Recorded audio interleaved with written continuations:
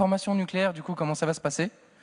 Parce que du coup, si plus tard, il n'y a plus de nucléaire, donc du coup, il y aura plus de formation. Donc pour les gens qui sont en formation nucléaire. Et ma petite deuxième question, c'est au niveau des EPR français, quand est-ce qu'ils vont être signés? Lequel?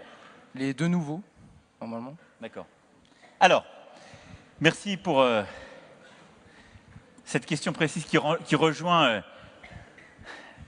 l'empreinte industrielle de la région. Et donc, je connais les sites nucléaires de cette belle région, en particulier du département. Alors, pour que ce soit clair pour tout le monde, parce que c'est un sujet qui vous concerne tous, quand on parle d'environnement et d'énergie, quelle est la stratégie, nous, qu'on a adoptée? Bon, on doit produire de l'énergie pour s'éclairer, se chauffer, se déplacer, etc. Et en particulier, on doit produire de l'électricité. On en a tous besoin, et a fortiori, si on veut polluer encore moins et donc aller vers des véhicules qui sont plus hybrides ou qui sont plus électriques, on a encore besoin de plus d'électricité. Donc l'électricité, on l'utilise dans nos usines, on l'utilise, nous, pour se chauffer, s'éclairer, on va de plus en plus l'utiliser pour se déplacer. La première économie d'énergie, je dis ça pour que tout le monde se mette dans le bain, hein. La première économie d'énergie, c'est celle qu'on ne consomme pas. La meilleure énergie possible, c'est celle qu'on ne consomme pas. Et donc c'est l'économie d'énergie. Et donc, d'ores et déjà, pour votre génération, pour nous tous, on a besoin de plus en plus d'aller vers les gestes citoyens, de moins consommer et d'être beaucoup plus rigoureux sur la consommation d'énergie. Ça, c'est le premier point, parce que c'est l'énergie la moins chère et la moins polluante. Ensuite, l'électricité. Vous avez parfaitement résumé les choses. Ce qui aujourd'hui coûte le plus cher et le plus polluant, ce sont les centrales à charbon.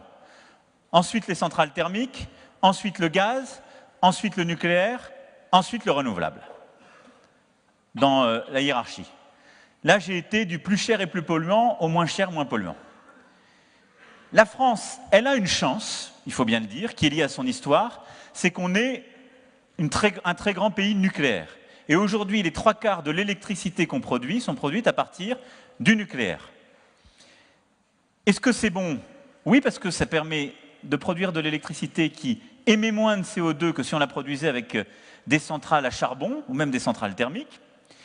Est-ce que c'est formidable et qu'il ne faut rien changer? Non, parce qu'on dépend trop du nucléaire. Or, le nucléaire a aussi un coût de démantèlement, de retraitement, puis c'est un risque, malgré tout, même s'il est très ancré dans des procédures et notre savoir-faire. Donc, on a fait ce choix, débattu depuis des années, de réduire la part du nucléaire français à 50% de la production d'électricité à horizon 2035. Donc on passera de 75% à 50%. Mais ça veut dire que le nucléaire restera, même à horizon 15 ans, la principale source de production d'électricité de notre pays. Dans ce contexte-là, par rapport à votre première question, je vous rassure, j'ai décidé, je me suis engagé devant les Français à exactement le contraire du choix allemand. Puisque nous sommes engagés à fermer d'ici à 2022, l'ensemble des centrales à charbon qui restent dans le pays. Il y a encore quelques centrales à charbon, on a commencé la concertation, et donc on va toutes les fermer. Ce qui veut dire qu'on ne produira plus qu'à partir un peu de gaz, mais surtout du nucléaire et du renouvelable, notre électricité.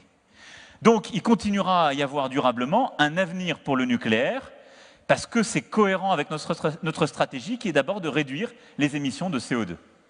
Ça, c'est fondamental. Et donc, on a fait un choix inverse de celui qui a été fait par les Allemands il y a quelques années, qui a été en effet de fermer du nucléaire pour rouvrir des centrales à charbon, mais qui est un choix plus coûteux et qui émet beaucoup plus de CO2. Une fois que j'ai dit ça, on va ensuite progressivement réduire le nucléaire pour développer du renouvelable. Ça n'est possible que de manière progressive et que si on arrive à faire du renouvelable une énergie non intermittente. Pourquoi? Parce que la centrale, elle vous fournit la même énergie toute l'année, la même électricité. Si vous faites du renouvelable, vous allez avoir des pics quand il y a beaucoup de vent ou beaucoup de soleil, puis à d'autres moments, vous en aurez moins.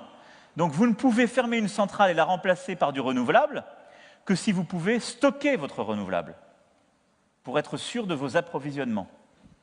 Vous me suivez? Je vérifie quand même.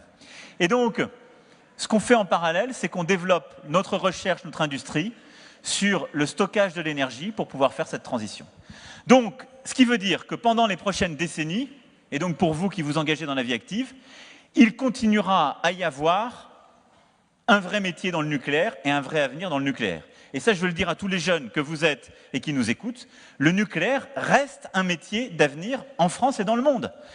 Et d'ailleurs, le GIEC, qui sont les plus grands experts internationaux en matière climatique, l'ont écrit.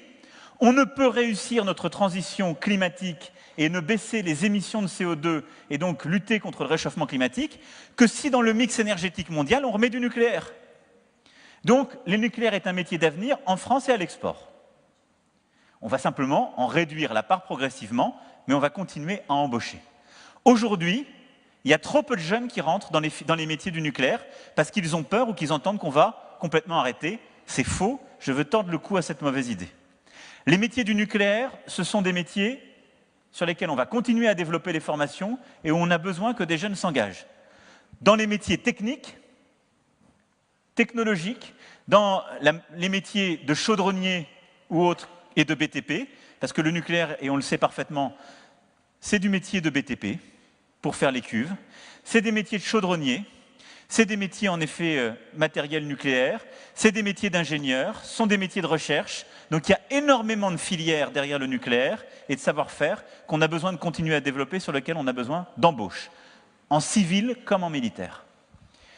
Dans ce contexte-là, nous, on mène des études pour les prochaines générations d'EPR. On a, comme vous le savez, les EPR qui sont en cours de finalisation en France. Donc, moi, j'ai bon espoir et on met le maximum de pression pour les allumer, parce que plus vite on les allumera, plus vite on pourra fermer les structures passées. Et donc, en gros, plus vite on ouvrira Flamanville, plus vite on fermera Fessenheim. Bon. Et on va continuer les études pour la nouvelle génération d'EPR. Et on décidera, autour de 2022, ce qu'on fait en France sur la nouvelle génération d'EPR, en fonction des études et des avancées.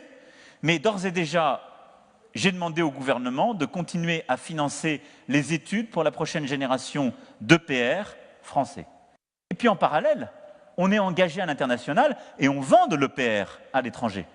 Les Britanniques, ils vont s'éclairer, se chauffer et fonctionner avec du nucléaire français et de la production française.